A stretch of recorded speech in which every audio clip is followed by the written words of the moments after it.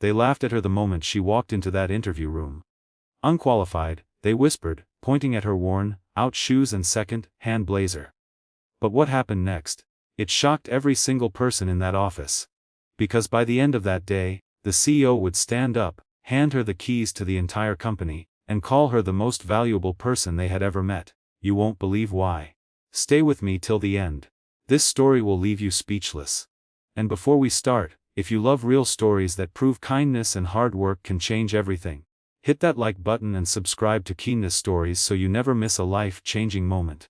She sat quietly in the corner of the crowded reception area, clutching an old, faded handbag that had seen better days.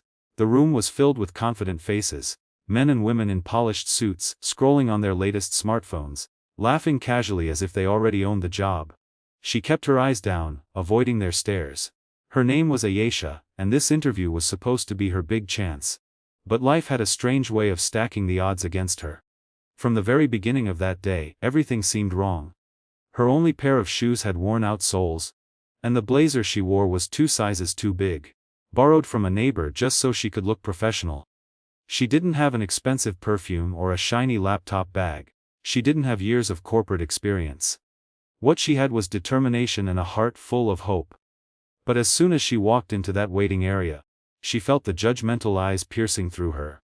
A group of young candidates snickered, whispering loud enough for her to hear. Did she come straight from a village? One of them mocked. Another laughed, maybe she's here to clean the office. Their words stung like knives, but Ayesha didn't react. She had learned long ago that silence was stronger than anger. Minutes later, the receptionist called her name. "Miss Ayesha, please proceed to the interview room." She stood up, adjusted her loose blazer, and walked in with quiet dignity. Inside sat 3 panelists and, at the far end, the CEO himself. A tall man in his 50s with sharp eyes and a calm demeanor. The moment she entered, one of the interviewers raised an eyebrow, scanning her from head to toe.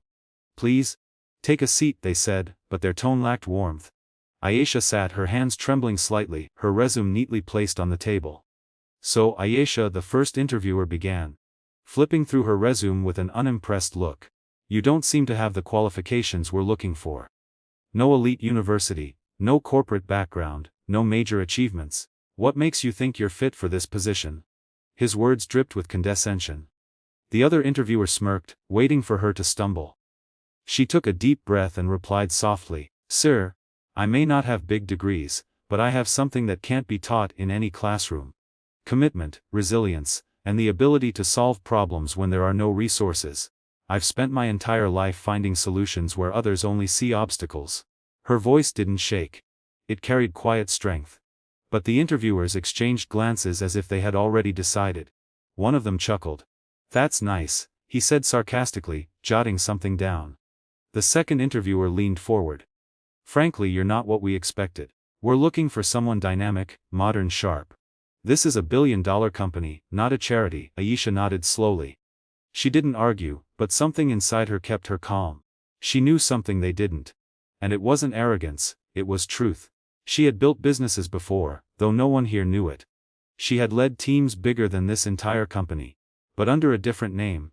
She didn't come here to beg for a job, she came for a reason, and soon, they would all know. The CEO, who had been silent all this time, finally spoke. His voice was calm but commanding. "Miss Ayesha," he said, looking directly into her eyes, "if you had all the money and power in the world, what would you do differently in this company?" The room fell silent. The question was unexpected. Ayesha didn't hesitate. "I would stop focusing only on profits and start investing in people. I'd build programs for employees' growth, I'd create opportunities for the underprivileged. And I'd make this company a place where humanity and business walk hand in hand.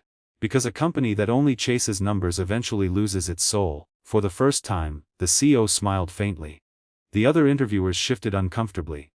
One of them muttered, "Idealistic." But the CEO raised his hand, silencing them. "Thank you, Miss Ayesha. That will be all," he said, his tone unreadable. She stood up, thanked them politely, and walked out. As she closed the door behind her, the 2 interviewers laughed. "What a waste of time," one said. "Unqualified," the other added, shaking his head. But the CEO sat quietly, deep in thought. Hours later, the candidates gathered in the lobby for the final announcement. Everyone was confident, except Ayesha. She stood near the exit, ready to leave. The HR manager entered with a wide smile. "Ladies and gentlemen," she announced, "thank you for coming. The CEO will personally announce the result." The room buzzed with excitement. The CEO walked in, his presence commanding instant silence. He held a small velvet box in his hand. Everyone straightened up, expecting him to call the chosen candidate. Instead, he looked straight at Ayesha. "Miss Ayesha," he said firmly. The crowd turned shocked. Ayesha froze. "Would you step forward please?" Whispers erupted. "What? Her? No way." She walked slowly, her heart pounding. The CEO opened the velvet box. It held a shining golden key. He handed it to her and said words that made the entire room gasp. "Miss Ayesha, you're not just getting the job. You're taking over as the new chairwoman of this company." The key slipped slightly in her trembling hands. She stared at him in disbelief. The CEO continued, his voice steady. "What most of you don't know is that this company was recently acquired by a private investor. An investor who asked me to find someone who represents real values, not just fancy degrees. That investor is her." Gasps filled the room. Faces turned pale. The people who mocked her earlier lowered their eyes in shame. Tears welled up in Ayesha's eyes, but she held her head high. Today was not about revenge. It was about showing the world that humility and vision are more powerful than arrogance and privilege. And as everyone clapped in stunned silence, the CEO stepped aside and said, "Chairwoman Ayesha, your company is ready for you." She smiled softly, not with pride, but with gratitude. For every struggle that brought her here. And that, my friends, is why you should never judge someone by their appearance, because you never know their story. The moment the CEO handed her that golden key, Ayesha felt the weight of her entire life's struggles in her hands.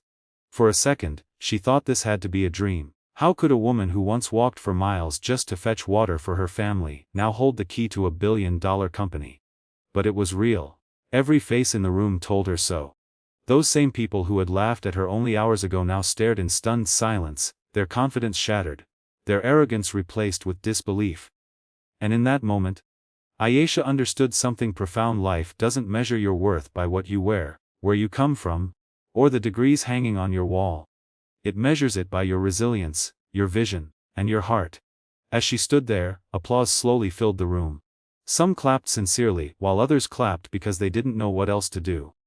The CEO stepped closer and whispered, "I've seen many leaders, but you reminded me of what leadership really means." His words struck her deeply. She had spent years being told she was less than, years of rejection, humiliation and struggle. And now here she was, not just accepted but celebrated. But this victory didn't come without scars. Ayesha's mind drifted back to her journey. She was the eldest daughter in a poor family from a small village. Her father passed away when she was only 14, and from that day, she became the backbone of her household. While other girls her age dreamed of weddings and fancy clothes, Ayesha worked multiple jobs, teaching kids during the day, stitching clothes at night, just to keep food on the table. She had one dream: to create opportunities for people like her, people who had talent but no platform. Every obstacle only fueled her determination. Years later, when she finally saved enough money, she started a small business, a grocery shop in her town. She managed it so well that it expanded into a chain of stores. Slowly, she invested in other ventures, and when a major corporation came up for sale after a financial crisis, she saw an opportunity, not for power, but for impact. She became the silent investor behind the scenes. And when the deal was finalized, she asked the CEO for just one thing: to find a leader who truly understood struggle, who valued people over profits. And after reviewing hundreds of candidates, the CEO realized that person was Ayesha herself. So why did she walk into that interview dressed like that? Because she wanted to see the truth. She wanted to know how people treated someone they believed had nothing. She wanted to see if anyone valued heart over appearances. Sadly, most failed that test, and now, those very people stood before her, humbled by reality. Ayesha turned to face the group. Her voice was calm but every word carried weight. "Before you judge someone," she said, looking at the candidates who had mocked her earlier, "ask yourself if you know their story. Because every person you meet is fighting a battle you know nothing about." The room fell silent. Some lowered their heads in shame. Others avoided her gaze completely. And then she added, "This company is going to change. From today, we're not just building profits. We're building people." Her words didn't just echo in that room, they spread across the company like wildfire. Employees started sharing her story and soon, it went viral on social media. Headlines read, From humiliation to leadership, the inspiring rise of Chairwoman Aisha.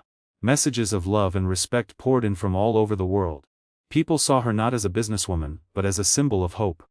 But Aisha wasn't interested in fame. Her focus was on transformation.